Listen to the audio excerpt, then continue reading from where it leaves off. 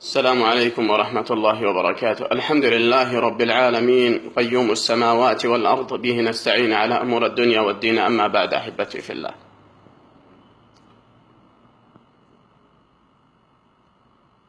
عندما تنظر إلى أصحاب محلات الجوالات وهم يستقبلون زبائنهم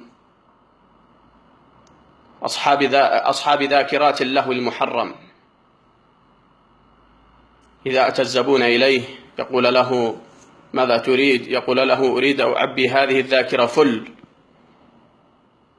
تشكيلة فل مع تشكيلة. أنت تستغرب من هذه الكلمات، فل مع تشكيلة، ما هي هذه الكلمات وما تفسيرها؟ فيعرف صاحب المحل بأنه يريد اللهو المحرم، فيقوم بتعبئة هذه الذاكرة تشكيلة من جميع الفنانين والفنانات والمطربين والمطربات،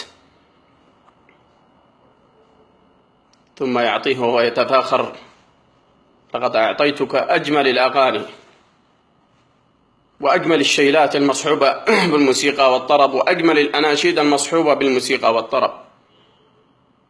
أنا أريد أن أكسبك زبونا عندي، فإذا احتجت مرة أخرى فتعال إلى عندي، سوف نعطيك الجديد إن شاء الله. هؤلاء هم سبب خراب شباب هذه الأمة، هم السبب الرئيسي في نشر هذه الأشياء بين المسلمين.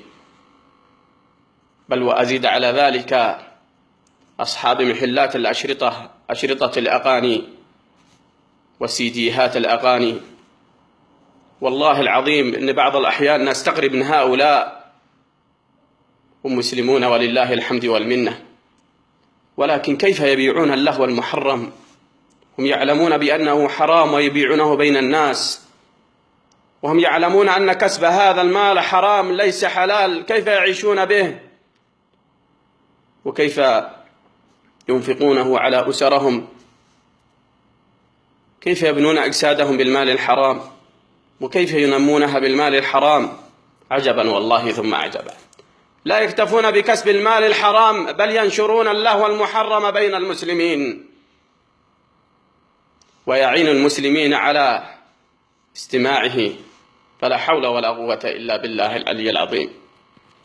إنني أوجه لهم نصيحة خالصة لوجه الله عز وجل، أقول لهم: كفى، ابتعدوا والله عن بيع مثل هذه الأشياء، فأنتم مسؤولون أمام الجبار العظيم يوم لقائه. أنتم مسؤولون عن كسب هذا المال، من ماذا كسبتموه وفيما أنفقتموه. عليكم أن تتقوا الله عز وجل، اتقوا الله في أنفسكم وفي المسلمين. إذا أتى إليكم زبائنكم وهم يريدون مثل هذه الأشياء فقولوا لهم: كفى، قد تبنا إلى الله عز وجل. لعل الله سبحانه وتعالى أن يغفر لنا ما سلف من الذنوب والمعاصي، وأن يرحمنا برحمته. لن تخلدوا على الدنيا، ولن يبقى هذا المال معكم في القبور، لن يدخل معكم هذا المال إلى القبور، ستتركونه وراء ظهوركم، ولكن يبقى عليكم الحساب، ستحاسبون عليه أمام الله. اتقوا الله تعالى. والله إن هذه الرسالة أرسلتها محبة لكم في الله، وناشدكم بالله وأقول لكم: اتقوا الله عز وجل، اكسبوا المال الحلال، ولا تنشروا اللهو المحرم بين المسلمين، فأنتم سببه ومصدره. هناك أسباب لكسب المال الحلال كثيرة،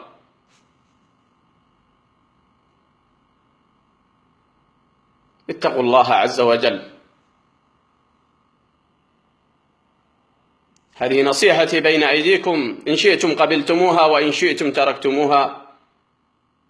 باستماعكم لها فقد أقيمت الحجة عليكم. نشرتها طاعة لله عز وجل ومحبة لكم في الله عز وجل، أريد لكم الخير الذي أريده لنفسي.